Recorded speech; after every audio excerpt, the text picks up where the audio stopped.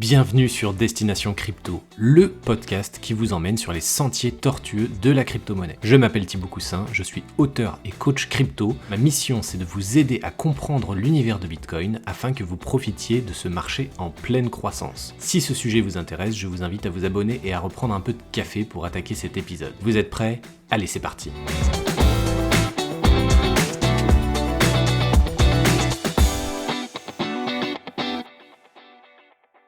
Bienvenue dans ce nouvel épisode de podcast. Aujourd'hui, j'ai la chance d'être avec Malo, designer freelance, artiste digital et surtout créateur de la collection Scully dont on va parler et évoquer tous les détails dans cet épisode. Bonjour Malo, merci d'être avec moi aujourd'hui. Comment vas-tu ? Bonjour, merci de me recevoir en tout cas. Eh bien, écoute, toujours un grand soleil ici en Polynésie, donc tout va bien. Tout va bien. C'est marrant parce qu'on avait échangé il y a quelques semaines pour la communauté Cryptomask et tu me disais qu'il arrêtait pas de pleuvoir depuis que tu étais arrivé en Polynésie. Et là, ça y est, tout s'est Ouais, arrangé, il fait beau maintenant. ouais, tout s'est arrangé. Il y a eu 3 semaines de flotte intense et voilà, c'est bon, les nuages sont partis.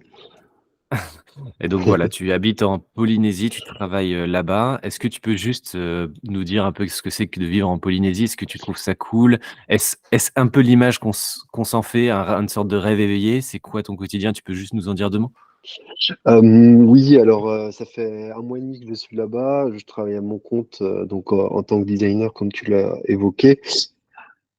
Pour des clients en métropole, en Suisse et un petit peu aussi en Polynésie. Alors ouais, c'est ça l'idée paradisiaque. Enfin, les paysages, c'est totalement ça. Par contre, bon, la vie ici est quand même un peu moins.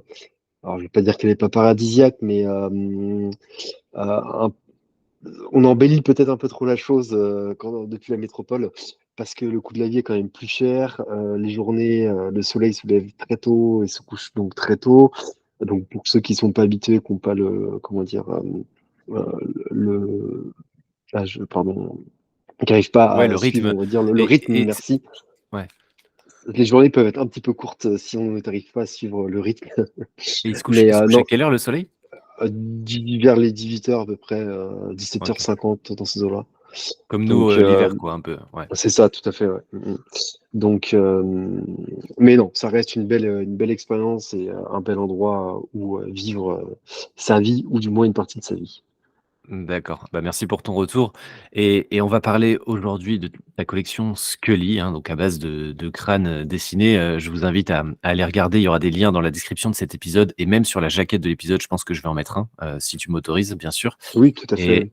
et si je dis pas de bêtises, tout démarre à New York. Tu peux nous raconter un peu tout ça? Comment t'es venue l'idée de créer cette troisième collection? Parce que c'est pas ta toute première collection. Donc l'avantage, c'est qu'en plus, t'as un historique dans tout ce qui est collection NFT. Donc c'est l'occasion pour toi de nous rappeler pourquoi tu es intéressé par les NFT, pourquoi tu as mis en place des collections NFT et pourquoi tu crées Scully et d'où tout ça part. Alors, ça fait beaucoup, beaucoup de questions, mais on va répondre à tout ça. Alors, pour répondre à la toute première, qui était d'où vient en fait Scully. Alors, en fait, voilà, Scully, c'est un petit, un petit crâne, voilà, hein, qui a été dessiné donc sur le Manhattan Bridge à New York l'été dernier, donc en 2022, en août. Et en fait, qui est né un peu comme ça, en one shot. J'étais en vacances là-bas avec ma petite sœur, et puis on traverse le Manhattan Bridge, et comme tout artiste qui se respecte, ou gribouilleur, certains diront, j'avais mes feutres, quelques feutres sur moi, un panneau avec déjà d'autres graphes qui étaient sur le Manhattan Bridge. Et je décide, voilà, de dessiner un petit skull, parce que mes précédentes collections NFT, ça tournait beaucoup autour du squelette, que ce soit au niveau du corps ou du crâne. Vraiment, voilà, c'est un thème que j'aime bien travailler. Et je décide, voilà, de faire ce petit squelette en one shot, et je le publie ensuite sur les réseaux sociaux, et par surprise, je reçois pas mal de commentaires, enfin pas mal, quelques commentaires me disant: ah, il est très sympa, il est kawaii, je crois que c'est comme ça qu'on dit. Voilà, parce qu'il est très rond, donc ça fait une sorte de bulle un petit peu. Et donc Scully est né à New York, sur le Manhattan Bridge. Et la collection, en fait, elle part de, enfin, comment dire, le personnage en lui-même, il part de là. C'est pas quelque chose qui a été inventé, un storytelling, pardon, tout fait. C'est l'histoire telle qu'elle. Euh, Donc voilà pour la première question. Et pour les autres, donc tu me parlais, oui, Oui, on parlait justement des collections précédentes. Donc celle-ci, on va dire que c'est oui, c'est Scully, c'est la troisième. Les deux autres, en fait, c'était pareil, comme je l'expliquais juste avant, autour des squelettes. C'était des collections qui étaient plus artistiques dans le sens où il y avait rien derrière. C'était vraiment du collectibles. Les gens achetaient pas. Il y avait pas de voilà, ils faisaient ce qu'ils voulaient. Mais il n'y avait pas de promesse, il n'y avait pas de promesse ou de projet vraiment derrière. Et là, c'est cette troisième collection voilà, où je me suis dit, tiens, il serait le temps de mettre en place un écosystème, de faire jouer la communauté autour de mes NFT et de leur donner une utilité, c'est peut-être un grand mot, mais une plus-value comparée voilà, à ce que j'ai pu faire jusqu'à maintenant. d'accord, et ça, c'est vraiment quelque chose qui m'intéresse parce qu'on comprend que tes 2 premières collections, effectivement, c'est le designer, l'artiste qui s'engouffre un peu dans les NFT, c'est super, on voit qu'on peut faire plein de choses avec les NFT. Mais dans cette troisième collection des Scully, tu veux rajouter une dimension, utilité, communautaire avec des avantages, on va y revenir, hein, forcément. Et c'est ça la démarche que j'aime bien, c'est qu'il y a des collections NFT qui sont purement artistiques et qu'on peut acheter parce que ça nous plaît, on collectionne, enfin voilà, il y a plein de raisons d'en acheter. Et là, tu veux rajouter dans cette troisième collection, un ingrédient supplémentaire et on va voir que tu as mis en place plein de mécanismes différents. Alors ce sera peut-être pas très visuel dans un épisode de podcast, mais je vous invite à suivre, Malo sur Twitter, enfin sur X et éventuellement, mon compte parce que je vais aussi faire un récap de tout ça avec des visuels, spécialement conçus pour la collection. Donc ça vous parlera sans doute un peu plus en consultant le thread de Malo ou même celui que je vais faire pour cet épisode. Mais voilà, c'est la dimension que tu rajoutes dans cette collection qui m'intéresse et comment toutes ces idées que tu as mises en place, sont arrivées petit à petit et comment tu as eu cette créativité-là pour proposer de la valeur à travers ta collection. C'est ça qui m'intéresse et qui, je pense, va parler à l'audience. Mm. Tout à fait.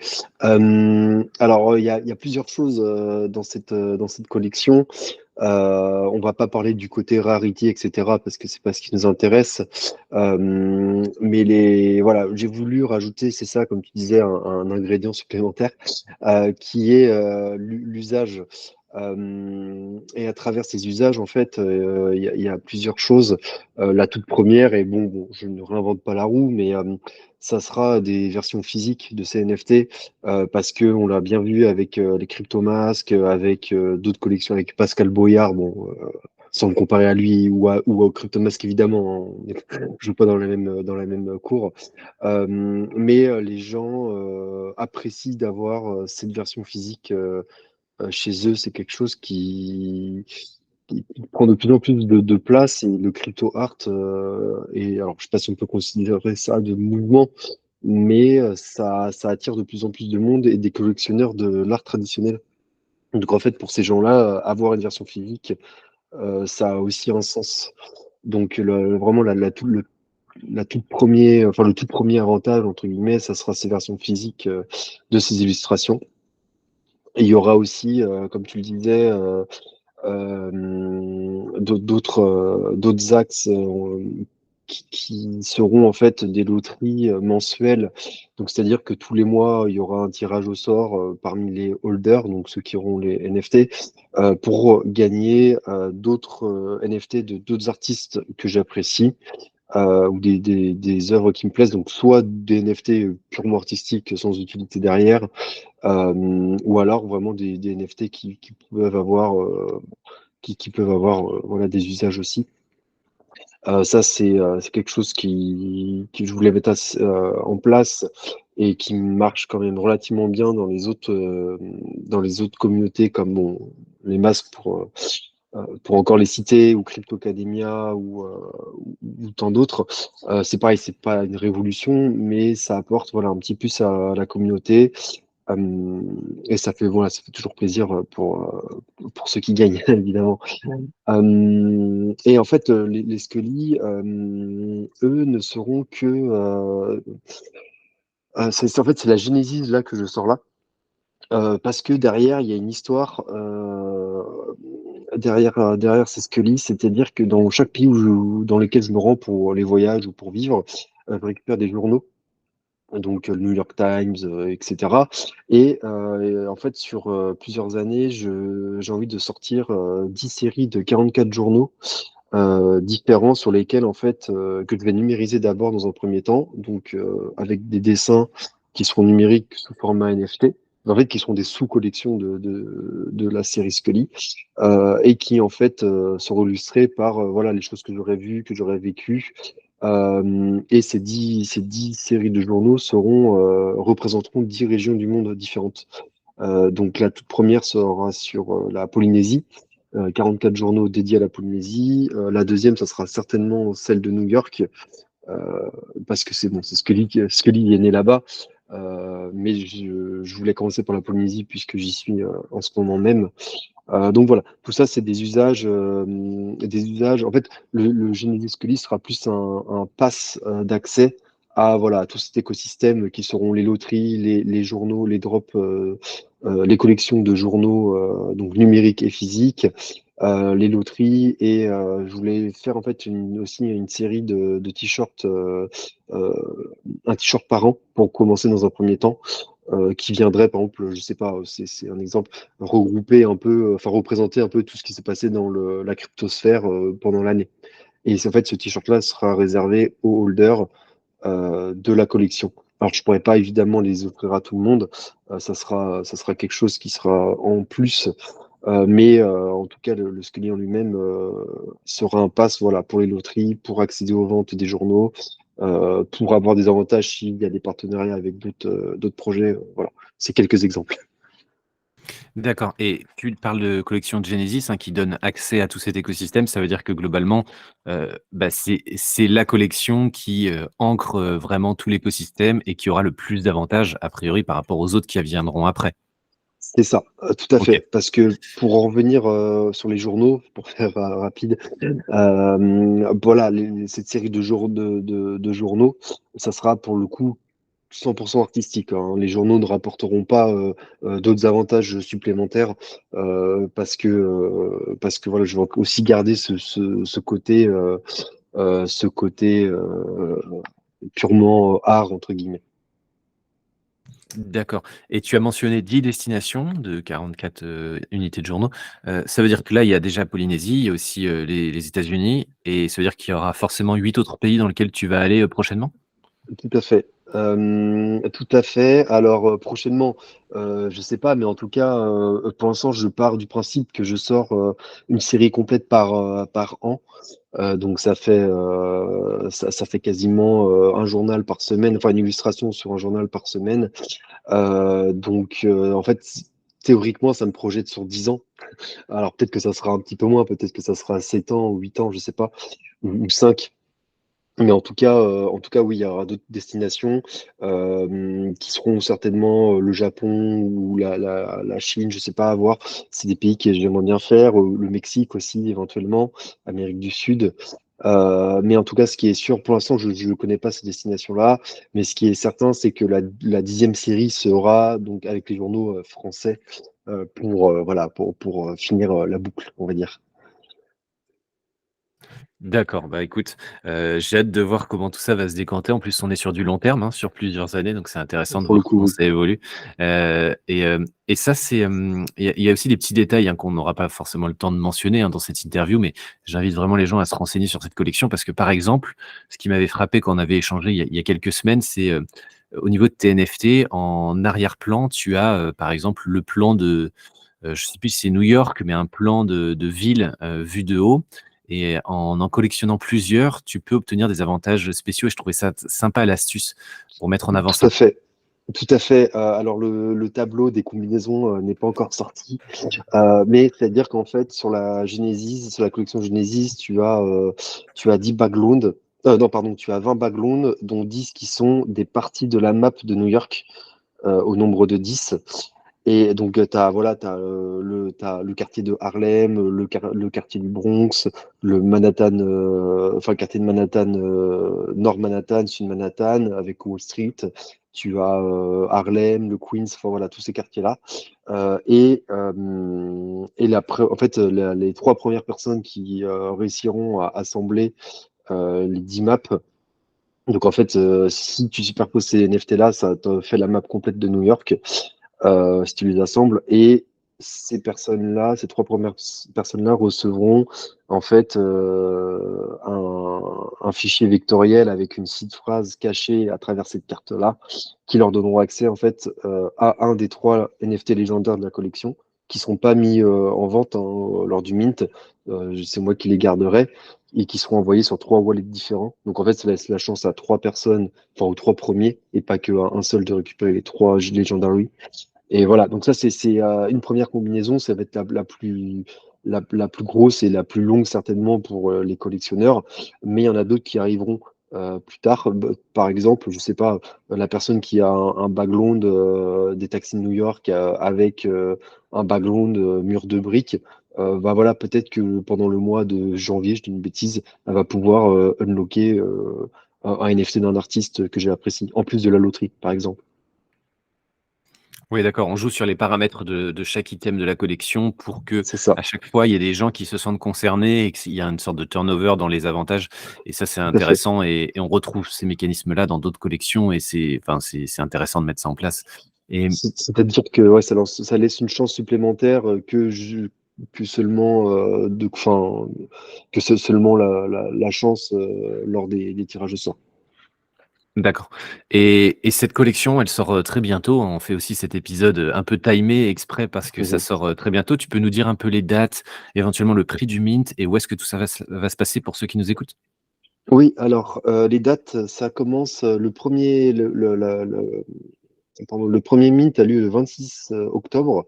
Et c'est pour les free mint, enfin alors les free mint aujourd'hui ils sont clos, enfin il m'en reste quelques-uns à distribuer, mais enfin ce sera lors d'AMA qui sont à venir ou d'un dernier giveaway qui sera aussi à venir sur le Twitter des Marmotoshi. Voilà, c'est annoncé en alpha. Oui, alors le 26 octobre, la première phase, et la deuxième phase sera le 28, donc 2 jours après. Et là, ce sera en public sale au prix de 0,04 ETH à peu près. Ça doit faire, ou 0,05, je sais plus. C'est autour des $70. Voilà, parce que bon, je voulais pas mettre beaucoup plus cher parce que voilà, c'est difficile pour tout le monde en ce moment, mais voilà, entre les prints, les envois, parce que les prints sont inclus hein, dedans, comme chez les masques. Hein. Donc voilà, le problème c'est que je peux pas. C'était soit je faisais une collection gratuite et par contre tout le reste derrière était payant, ou alors c'était à prix coûtant. Ou alors, voilà, j'assumais un prix de vente initiale avec voilà, des choses physiques incluses dedans. Et c'est D'accord le, et ouais, c'est ça, et c'est le 28, ouais. ah vas-y. Tout à fait. Oui, c'est le 28, c'est à peu près 60-70 dollars, donc les gens, ont une fourchette et pour, avoir le lien à ce moment-là, faut te suivre sur les réseaux où il y a un site, dédié? Oui, alors, là, je suis en train de travailler avec le développeur. La page de Mint est en cours de création, elle devrait sortir, enfin, devrait être prête dans pas très longtemps, dans les prochains jours. Mais oui, ça va être surtout sur Twitter que ça va se passer. Je commence à développer le Instagram de plus en plus. Mais voilà, toi comme moi, on sait que l'écosystème NFT et crypto francophone tourne beaucoup sur Twitter, enfin sur X, du moins. Donc oui, ça sera sur les réseaux sociaux. D'accord et donc OK, effectivement, je mettrai les liens dès que je les ai en tout cas, donc n'hésitez pas à regarder bien évidemment dans la description de cet épisode, c'est important. Et c'est aussi important enfin, ça montre en fait ce que tu dis, que c'est important de participer à des communautés, hein. Tu l'as mentionné, il y a Marmotoshi sur lequel tu vas faire sans doute un streaming prochainement. Les cryptomasques, tu avais aussi proposé, des avantages, via Pendant la l'AMA qu'on main. avait fait ensemble. Bah, Donc en c'était fait, ça trois, montre. trois Freemint hein, pendant Eh ouais, les 3 free masques. mint pour les cryptomasques. Ouais. Donc pour ceux qui connaissent pas encore, Cryptomask, il y a eu un épisode avec, Cryptomat le fondateur. Moi personnellement, je suis aussi impliqué pour faire des AMA chez eux. Donc n'hésitez pas à aller écouter, ce beau projet et en plus, vous voyez qu'il y a des avantages à la clé. Donc il y avait eu 3 free mint quand tu avais été interviewé chez eux. Donc voilà, ça montre qu'il y a, des avantages à participer à certaines communautés et puis, bah, les Marmotoshi et Cryptomask, c'est quand même plutôt des belles commus, moi je trouve. Donc voilà, n'hésitez pas à vous renseigner et vous rapprocher un peu de tout ça. J'ai une question. Économiquement, est-ce que c'est viable? C'est un side project pour toi, le projet Scully? Ou est-ce que petit à petit, tu considères que tes collections vont prendre un peu le pas sur ton autre activité qui est peut-être plutôt le designer freelance, l'artiste digital? Comment tu arrives à équilibrer tout ça entre le boulot, on va dire, bah, que tu es aussi un peu obligé de faire pour vivre, on va dire, et puis tout ce qui est projet un peu parallèle, je pense, où tu lances des collections NFT et puis il y a la passion qui s'enflamme. Enfin, comment tu arrives à gérer tout ça? Alors c'est un équilibre qui est assez compliqué à prendre, même 2 ans après. Il faut savoir qu'aujourd'hui, voilà, les NFT, il y a des artistes qui arrivent très bien à en vivre, hein, comme Ace Project. Il y en a d'autres qui commencent tout juste et qui arrivent un petit peu à en vendre ou pas. Et il y a des gens, voilà, qui sont dedans depuis 2 ans, 3 ans, qui en vendent, enfin qui en sortent, qui en vendent. Généralement, ça part assez bien. Par contre, pour en vivre, c'est quand même voilà, assez compliqué. Par exemple, le projet Scully, dans un premier temps, je m'appuie pas sur ce projet-là pour faire mon billet annuel et arrêter de travailler. J'aimerais bien, mais non, non, c'est pas le but, etc. Et à ce prix-là, au prix du mint, non, ça c'est pas forcément rentable dans le sens où il y a beaucoup d'heures qui ont été passées, il y a beaucoup d'heures qui vont être passées. Par contre, comme tu le disais, je mise plus sur le fait que la cote, alors c'est peut-être enfin, un grand mot mais, ou un peu prétentieux, mais j'imagine plus voilà, une cote montée petit à petit avec, dans le temps, avec notamment les collections de journaux physiques et des royalties qui pourraient éventuellement tomber sur la collection Genesis. Parce que par exemple, pour participer au drop de journaux, il faudra soit avoir un Scully. En fait, le Scully apportera pardon, soit un prix préférentiel ou un accès un accès, on va dire, anticipé à la vente, ou alors ça sera entièrement dédié pour les holders. Enfin, c'est à déterminer. Pour en revenir, alors pour équilibrer tout ça, c'est-à-dire que moi, je marche d'une façon un petit peu en alternance, j'ai envie de dire. Dans le sens où pendant, par exemple, 2 semaines dans le mois, je vais me consacrer à mes clients. Je vais faire toutes les commandes, tout ce qui m'a été commandé, etc., les retours, voilà, pendant 2 semaines. Euh, Après, pendant une semaine, je vais vraiment bosser à fond sur mes collections NFT, etc., etc. Là, ça fait un mois que je me suis consacré à la collection, tous les jours à travailler dessus pour essayer de délivrer quelque chose de voilà de propre et de bien fini. Mais là, le mois donc la collection sort là dans quelques jours. Mais je sais que le mois de novembre, il sera plus dédié pour mes clients. Ouais, d'accord. Ouais, c'est un équilibre à trouver et puis il faut bien cloisonner les projets parce que si on est multi-projets au quotidien, c'est super galère, enfin, on perd du temps. C'est Euh, ça, c'est ça. mais Ouais. ouais, je vis aussi un peu ces complications quand tu lances plein de projets en parallèle, c'est vite des fois un peu le fouillis. Il faut bien séparer les activités et c'est ce que tu fais, donc c'est intéressant. Et chez un créateur de collection NFT, on peut donc entre guillemets gagner de l'argent parce que clairement il y a eu énormément d'heures passées, donc clairement tu as dit c'est pas de la rentabilité que tu cherches avant tout, mais il y a forcément la mise en vente de la collection, mais il y a aussi derrière les échanges de NFT où il y a des royalties ou enfin, voilà, des rétributions que tu peux toucher. Ça, c'est aussi un mécanisme intéressant à mettre en place d'inciter les gens à échanger quand même les NFT. Et est-ce que c'est peut-être pour ça que tu as mis en place un mécanisme comme obtenir, je sais plus, les 9 plans de New York? Ça incite les gens à en acheter d'autres et donc à ce qu'ils se transfèrent et à toucher des Les 10 royalties. plans, Il y a ouais, aussi c'est cette ça. idée-là, quoi. Ouais. Il y a cette idée-là dans le sens où, alors je ne vais pas pousser à l'achat, etc. Mais par exemple, mais par exemple, si demain, enfin, comme sur toute collection, hein, sur mes précédentes collections, il y a eu des reventes. Il y a des NFT qui ont été vendus, par exemple, 100 dollars pièce. Bah, certains Crystal Skull qui se sont revendus 600. Alors, moi, je les ai vendus 100 dollars, c'était en plein bull run, etc. Mais qui se sont revendus 600 dollars derrière. Donc, les royalties derrière, j'étais quand même assez bien, assez content d'en avoir mis. Mais c'est ça, c'est que l'idée, voilà, c'est pas de pousser non plus les gens à acheter ce NFT avec ce background-là, etc., pour pouvoir débloquer les avantages du mois. Mais par contre, oui, c'est clair que ça va aussi un peu dans ce sens-là, un peu comme des cartes à collectionner, bon, pas forcément des cartes Pokémon, mais où il va y avoir, en fait, il va y avoir deux options. Soit les gens vont vendre, ou enfin vendre, acheter pour avoir ce NFT avec ce background, etc. Ou alors ils vont s'échanger en P2P les cartes, enfin on voit ça comme des cartes, et là dans ce cas-là il n'y aura pas de royalties, puisque ce sera un envoi, un transfert de wallet en wallet. Mais sur une vision long terme, oui en effet je mise plus sur les royalties à long terme que sur une vente, par exemple, à 300 $ le NFT tout de suite, euh, parce que je sais que ça partira pas. Ouais, bien sûr. Bah, après, plus la collection monte, plus les royalties sont élevées, c'est cool. Enfin, c'est intéressant de savoir que, bah, ça motive aussi à mettre en place plein de choses autour de la Mm, mm. collection et que la communauté se renforce, etc. C'est ça, tous les mécanismes sont passionnants à ce niveau-là. J'ai toujours voulu, moi, essayer d'associer un peu mon activité avec une collection NFT, mais j'ai jamais réussi à trouver la bonne Ah ouais? formule pour l'instant. Donc peut-être que l'année Mm. prochaine, vous verrez une collection de mon côté, mais non, Ok. Ouais, je sèche pour l'instant, je sèche et il faut encore que je bosse là-dessus. J'ai pas encore les idées claires là-dessus. ça met du temps Ah tu vois, ouais. enfin là, cette collection, ça fait un an que je travaille dessus, enfin que je travaille, que, que ça, ça bouillonne, on va dire, dans ma tête.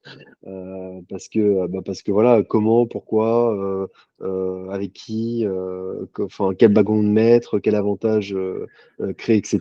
Et c'est vrai que ça met du temps à mûrir. Ouais, et puis une fois que tu lances le truc, faut l'alimenter, quoi. C'est un C'est vrai ça, c'est projet surtout long ça. terme et si ça te prend après la moitié de ton temps, bah, faut que tu puisses économiquement l'assumer et tout. Donc, enfin, il y a pas mal de choses. C'est intéressant d'échanger avec toi là-dessus. Et est-ce que tu as quelque chose à rajouter sur la collection Scully ou est-ce que on s'arrête là? Tu penses qu'on a tout dit là-dessus? Non, je fais juste un petit, parce que j'ai ma présentation sous les yeux. Non, j'ai pas forcément quelque chose à ajouter, mis à part le fait que voilà, c'est quelque chose d'assez personnel et en fait, je vois plus cette collection-là, la Genesis, comme on va dire, enfin, je vois plus Scully comme un petit personnage d'aventure de voyage.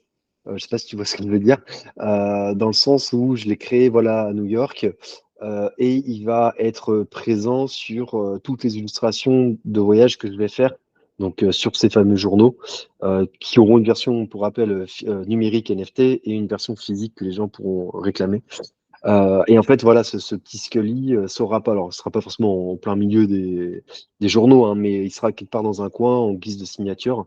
Donc en fait, voilà, pour moi, Scully, c'est vraiment quelque chose de très personnel voilà, qui viendra m'accompagner dans mes voyages et aussi accompagner voilà, les gens, parce que l'idée, c'est que chacun puisse, s'il le souhaite, le procurer comme ils font par exemple avec les Dinovox. Alors, pareil, c'est à une autre échelle, hein.